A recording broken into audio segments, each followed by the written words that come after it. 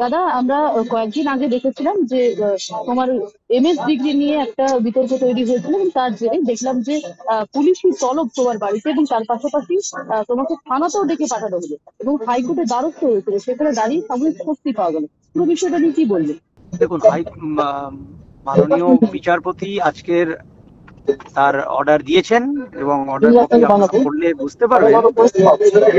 পরিষ্কার বলেছেন যে একটা ম্যালাফাইড ইন্টেনশন নিয়ে এফআইআর করা হয়েছে, যেটা একটা বল প্রয়োগ রাষ্ট্রের ক্ষেত্রে। রাষ্ট্রের উচিত যে সাধারণ মানুষের অভিভাবক হিসেবে থাকা, সেখানে এফআইআর এর ইন্টেনশন নিয়ে উনি প্রশ্ন তুলেছেন। এই এফআইআর করতে গেলে যে ম্যাটেরিয়ালস প্রয়োজন হয়, তথ্য প্রমাণ বেসিক প্রয়োজন হয়, সেটাই কিন্তু নেই। এফআইআরটাই প্রশ্নের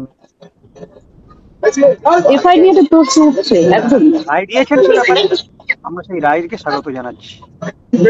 তাহলে কি সেই আন্দোলনের অন্যতম মুখ, তার জন্যই এই খেসারত ছোঁয়াতে হচ্ছে?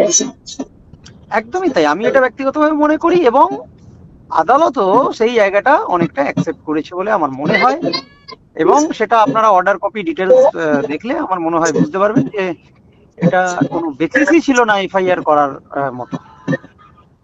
একদমই। পরবর্তীতে কি সিদ্ধান্ত নিতে চাইছে?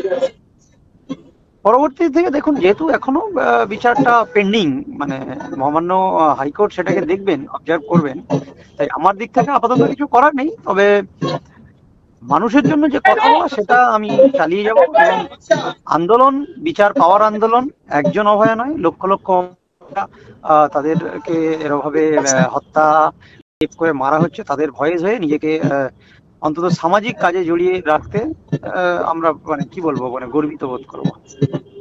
একেবারে। আমরা দেখলাম কিছুক্ষণ আগে তুমি একটা পোস্ট করেছো, সত্যের জয় সত্যমেব জয়তে তুমি পোস্ট করেছো। মানে আমরা কি পরবর্তীতে সেক্ষেত্রে যখনই এই পরবর্তীতে যে আন্দোলন বা যা চিন্তা ভাবনা রয়েছে তোমাদের, সেই আন্দোলনে বারে বারে কি তোমাকে আবারও দেখা যাবে? তার মানে একদমই আন্দোলনে আছি এবং থাকবো, এটা নিয়ে কোনো রকমের সন্দেহ নেই।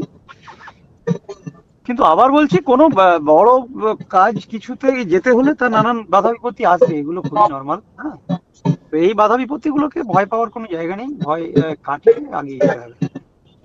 ধন্যবাদ। বাংলা হান্টের আরো খবর দেখতে নজর রাখুন। বাংলা খবর মানেই বাংলা হান্ট।